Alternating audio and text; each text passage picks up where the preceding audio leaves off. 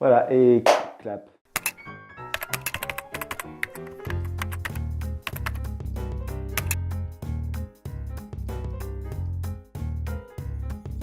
En fait, Balbâtre est quelqu'un qui a inventé un clavecin un petit peu particulier, un clavecin un petit peu plus poudré, un peu plus Louis XVI, j'allais dire. On est en plein Louis XV, mais néanmoins, il y a quelque chose qui annonce le classicisme et déjà ce que sera la fin du clavecin, en fait. Historiquement, il a à peine survécu à la Révolution française et donc c'est un personnage qui est très, très fascinant parce qu'il était connu comme claveciniste et comme organiste, mais qu'au fond, il n'a pas eu l'ambition, comme Rameau, d'écrire de l'opéra ou d'aller plus sur les grandes formes. Il était vraiment un claviériste. Et il s'est fait connaître comme un des premiers champions du pianoforte. Donc cette musique un petit peu décadente est extrêmement attachante parce qu'elle elle pousse le clavecin dans ses derniers tranchements, ses limites.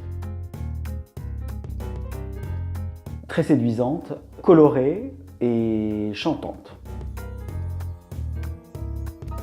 J'ai enregistré le disque en un jour. J'ai voilà, un trait général sur le livre entier. C'est ce dont je me souviens. Et puis évidemment, le clavecin magnifique que j'ai joué. Tout ça, ce sont des moments évidemment qu'on n'oublie pas. Parce que ce sont des moments d'inspiration très très particuliers. Puis musique jubilatoire, donc c'est ça qui me reste de cet enregistrement.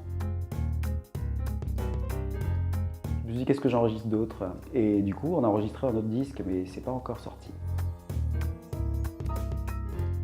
Je sors d'un récital là et donc j'ai du Pancras Royer dans les oreilles parce que c'est un compositeur que j'aime beaucoup et que j'ai joué hier soir et qui donc est encore en train de résonner dans ma tête.